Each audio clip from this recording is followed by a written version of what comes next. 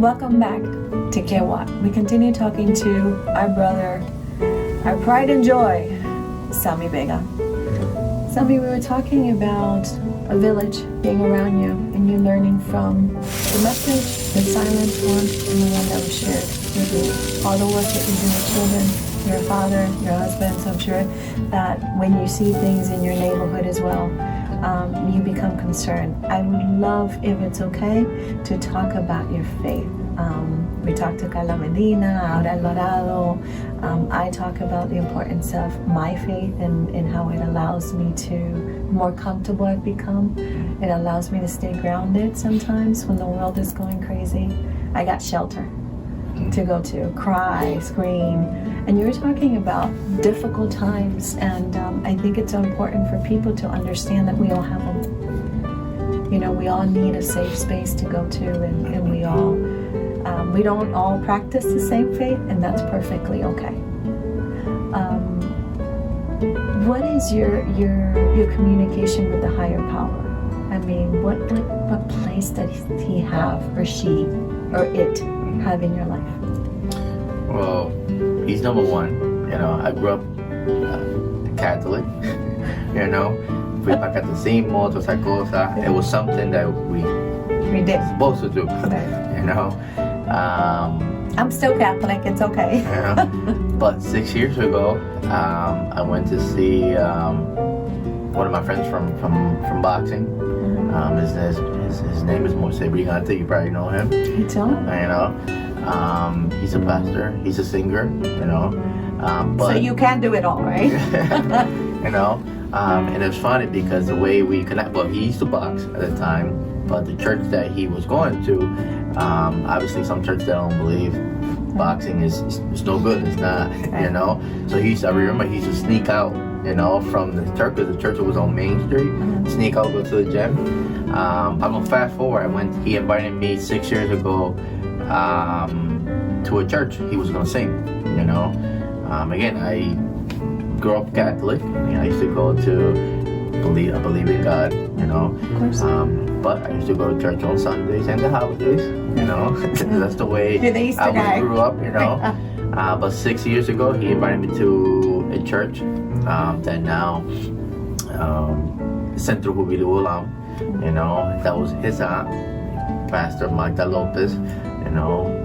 So I went to see him, support him, and he was singing, but that day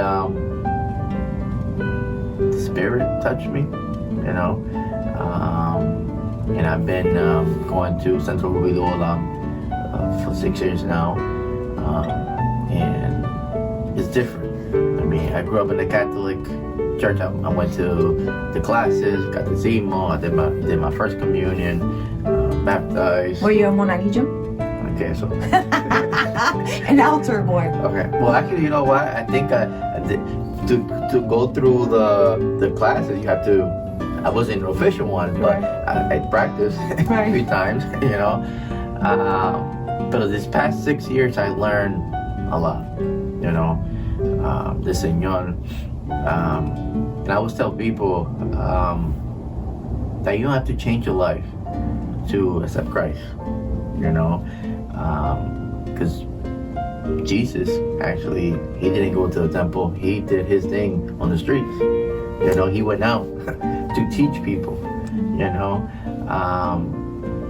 but I learned a lot because what I learned is that the Bible, if you're struggling, and I think that's where past 6 years I've been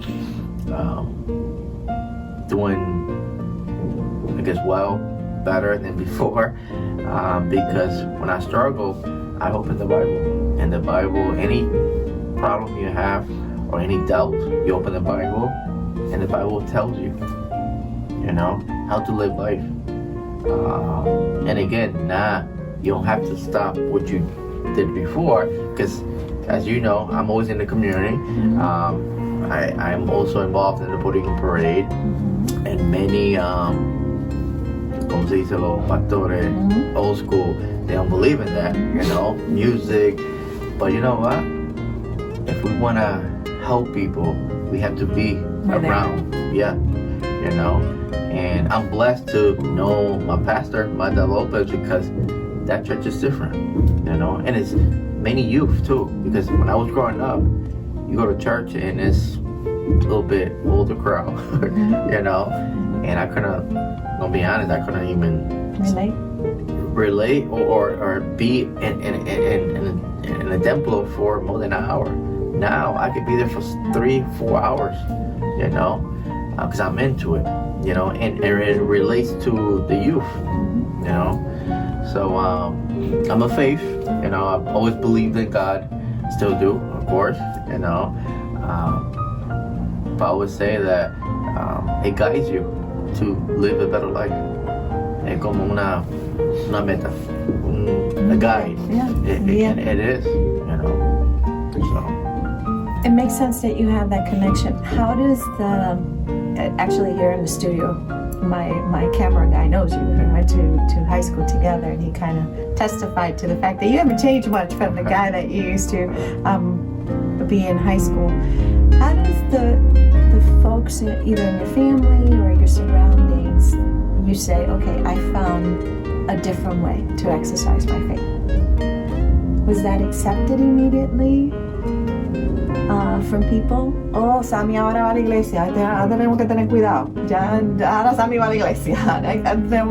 Did people accept that and honor that, or was it a hard transition? You know, a family, yes, but friends. When I say friends, as you know, I do many activities, you know, especially with the Puerto Rican parade. I have a lot of relationship with nightlife, I guess, nightclubs and stuff. I used to spend a lot of time in nightclubs, you know, and not because I used to like dancing, because I don't. I think yo soy el único puertorriqueño que no bailo. There's a couple, you know. I promise you. But I grew up, you know what, I grew up in a different generation, you know.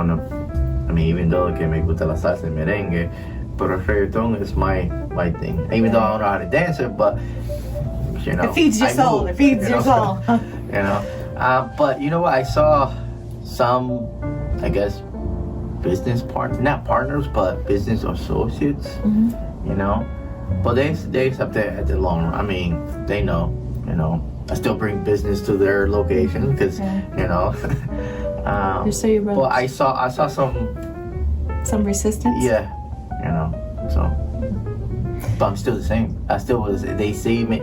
I mean, luckily enough, I never did, because the boxing never gave me a chance. I was so busy in boxing, but I never done drug, drink, you know. So I'm not gonna say drink, but when I drink, it's like special occasion. But I wasn't a person that, you know, you have to hit the bar.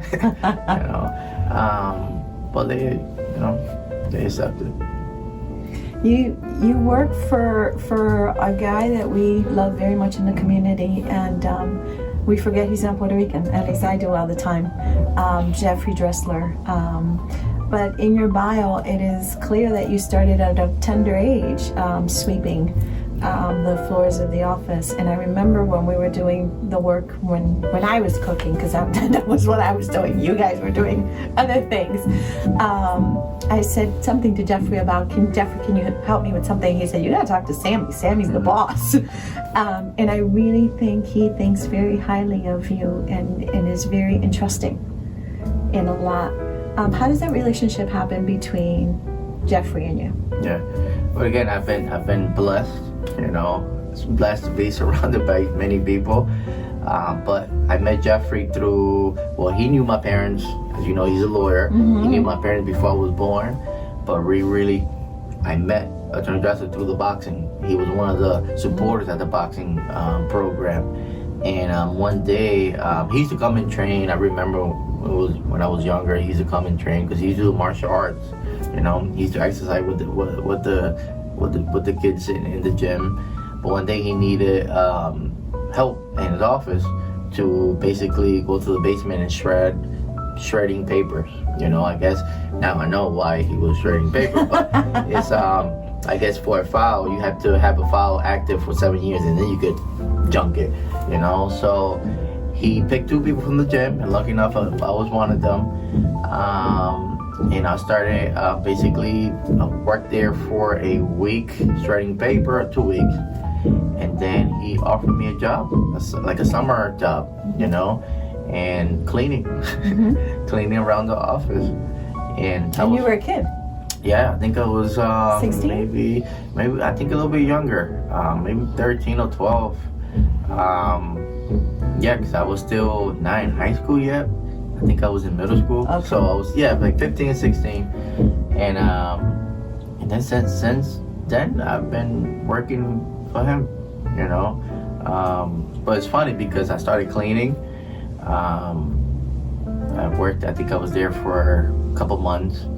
And I'm always, I'm curious of things, you know. So I used to come in regular clothes, I mean, with jeans and stuff, but I saw everyone else with suit and tie, dresses, you know, I mean, the females dressed up.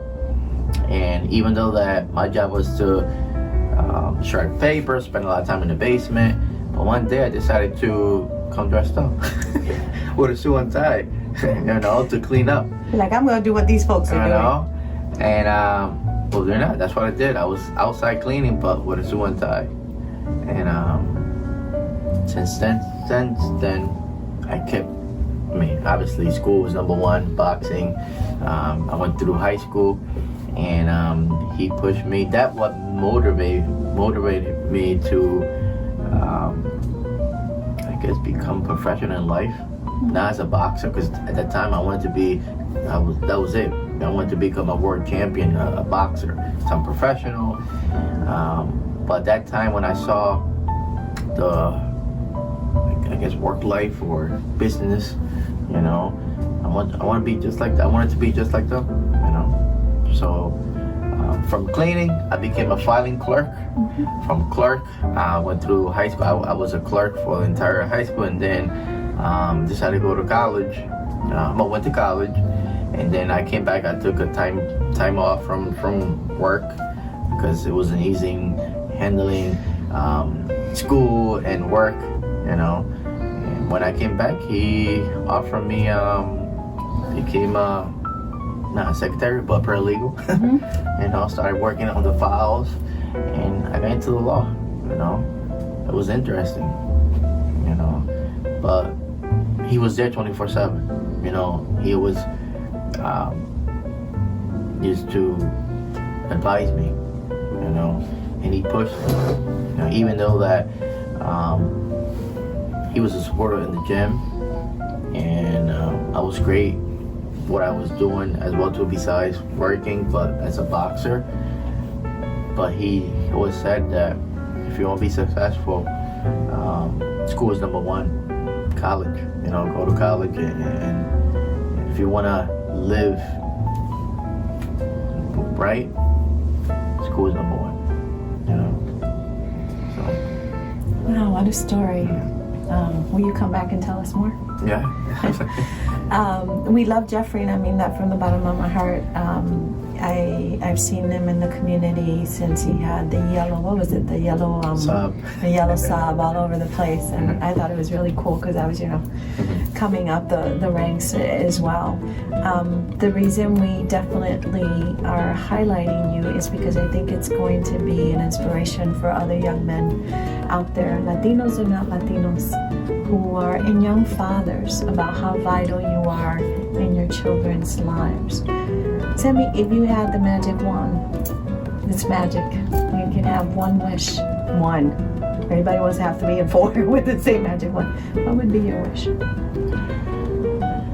And we can make it happen. I spent a lot of time with Tommy Dressler. I spent a lot of time with the Jewish community. And I see how the Jewish community comes together when it's in need. That's what I want to see for our people. And for some reason, and we open the doors to Puerto Rican. I mean, we open the doors to not only for the Puerto Ricans in the state, you know, but we open the doors for the Latinos, one thing that I see, and it's happening now, fortunately, in our city, we don't come together as one. Too many things. Too many pockets. Yeah, and doing their own things. I think if we all come together, and that's where we lose a lot of youth, you know, and because I looked up to my mentors, you know, I was here in the middle, and they kept me around. They kept me in the middle, you know. If I wanted to leave, someone used to push me back. And this was happening. The way I see it, the old generation, or I don't know how to explain it, but you're doing fantastic. We got to keep them. We got to keep our youth. But how do we keep our youth? We have to adapt to, and I'm going to use what we do in a Puerto Rican parade, you know. I do get criticized a lot. Some of the music that we bring to the festival, but we need to understand, if we want to teach our youth about the old generation, the music, el merengue, la salsa, la bomba, we have to bring them, we have to listen to what they listen to first. Let's bring them. If we bring them to the center, now we can, when we have them, then we can teach them our music. And this is what's happening now for I think our city, is that they're not embracing the youth. You know, we're not coming together. You are brave, you know, because so, you and I feel exactly the same way, not only about the youth, but about many, many things. Would you come back and talk to us? Definitely. We love you in the community, you know that. I don't say crap I don't mean. One of the things about my faith is doesn't allow me to do that, so I have to mean it. I'm always praying for you and your family. You know we love you. You know we love you at home. Think about what you can do, and if you want to help the brother with what he's doing, he's all over Facebook. I have him all over my Facebook. But learn about your heritage, and he's part of it. So he boxed himself to the world he lives now. Box yourself out, and not literally boxing, but figure out what your tribe is. God bless you.